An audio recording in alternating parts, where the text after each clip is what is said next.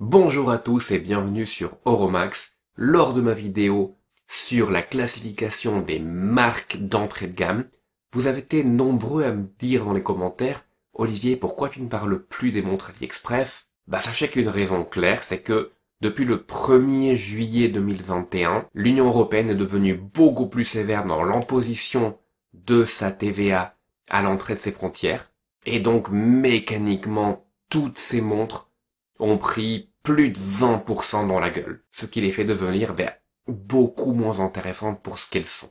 Et sachez qu'en plus de ça, sur plusieurs objets à plus de 150 euros, AliExpress ne permet pas l'achat à moins que vous ayez un compte pro. Donc très compliqué tout ça. Moi de mon côté, je me suis dit, je vous en parle plus trop de ces montres-là.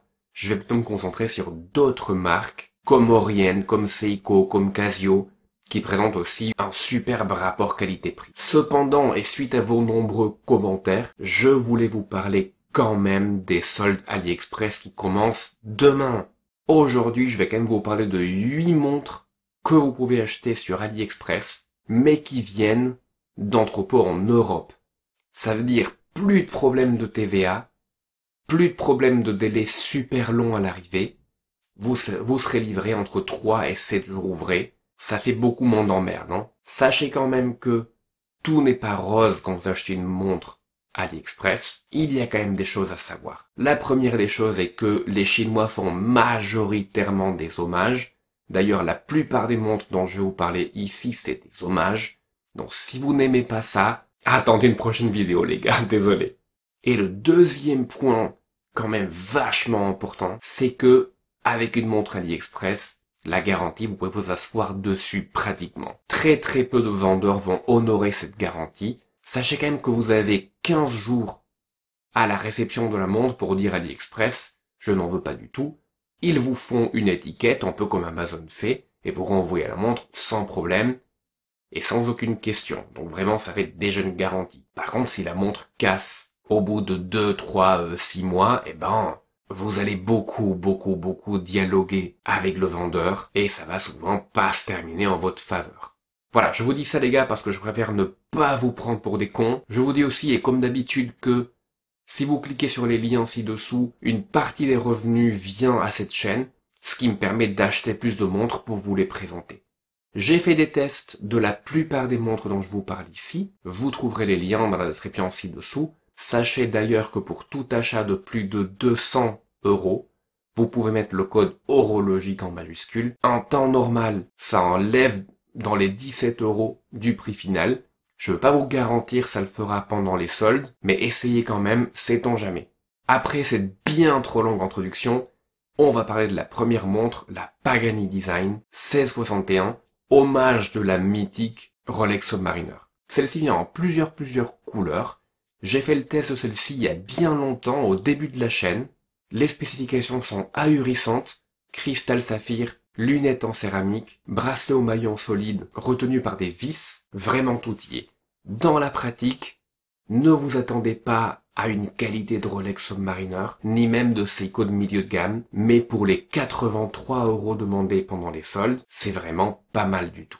Deuxième montre de la sélection, la Saint Martin, hommage à l'Oyster Perpetual, et celle-ci vous l'aurez en plusieurs coloris. Là vous restez sur de l'hommage bien évidemment, mais vous montez nettement en gamme par rapport à Pagani Design, en termes notamment de finition. Les Saint Martin ont une finition exceptionnelle les gars, que ce soit au niveau du boîtier, au niveau des aiguilles, c'est vraiment impressionnant. En plus de ça, vous avez une luminescence de malade, plusieurs couleurs au cadran, dont bien évidemment la Tiffany Blue qui faisait fureur fin de l'année dernière, début de cette année. On a aussi une configuration que j'aurais bien aimé voir, c'est avec les index Gilt, qui a l'air vraiment très joli, avec un mouvement PT5000. Le PT5000 est en clone chinois de l'ETA 28-24, donc du coup c'est du high beat, vous êtes à 8 battements par seconde, contrairement à Seiko NH35, où vous en êtes uniquement à 6. Ce mouvement est en plus assez bien vu de la communauté, il a été testé en Allemagne, et il a performé franchement très bien. Sachez que ce mouvement sur le marché coûte à peu près le double qu'en H35. C'est ce qui fait que le prix final de cette montre soit de 245 euros. Troisième montre, la Steel Dive 1970 et celle-ci est en hommage de la Seiko Willard.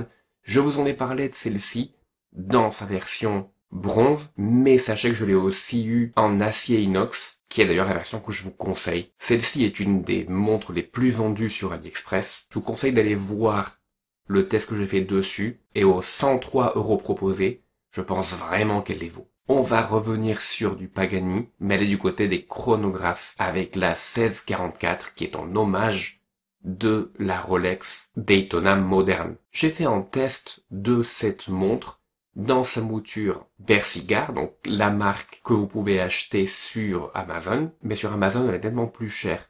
Ici, avec les soldes, elle est à 67 €, encore une fois venant d'un entrepôt européen, avec un mouvement Seiko VK64. Alors le VK64, c'est en méca quartz, c'est-à-dire que le module qui tient l'heure est en quartz, et le module qui déclenche le chronographe est en module mécanique. Ce mouvement est présent dans des montres bien plus chères, notamment dans des montres comme la Yema Rallygraph. Encore une fois, les specs sont impressionnantes, verre saphir, Seiko VK64, maillon et fermoir solide, lunettes en céramique, voilà.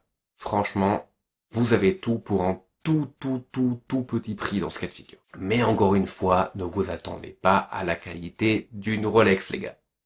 Et c'est parti avec l'Aesop Tourbillon. Depuis la vidéo que j'ai fait il y a environ une semaine de ça, j'ai trouvé un vendeur AliExpress qui avait un entrepôt européen avec cette montre, donc laissez tomber la version à 500 € d'Amazon. Ici, vous avez une version qui, pendant les soldes, va vous revenir à 290 € les gars.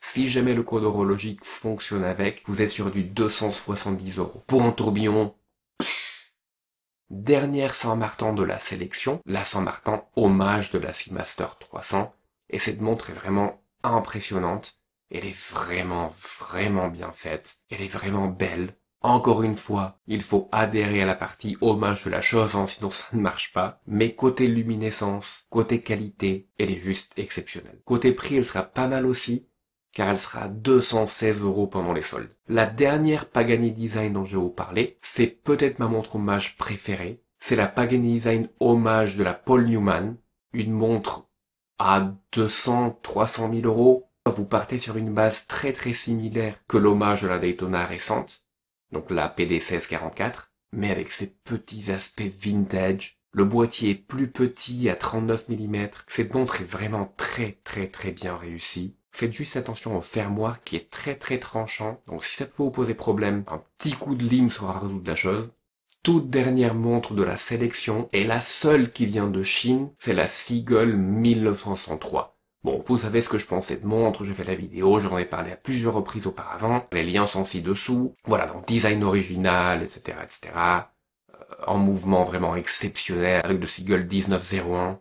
À 170 € pendant les soldes, moi j'ai réussi à l'emporter de Chine avec un compte perso, c'est-à-dire un compte pas pro. Pour être totalement honnête avec vous, je l'ai pas encore reçu.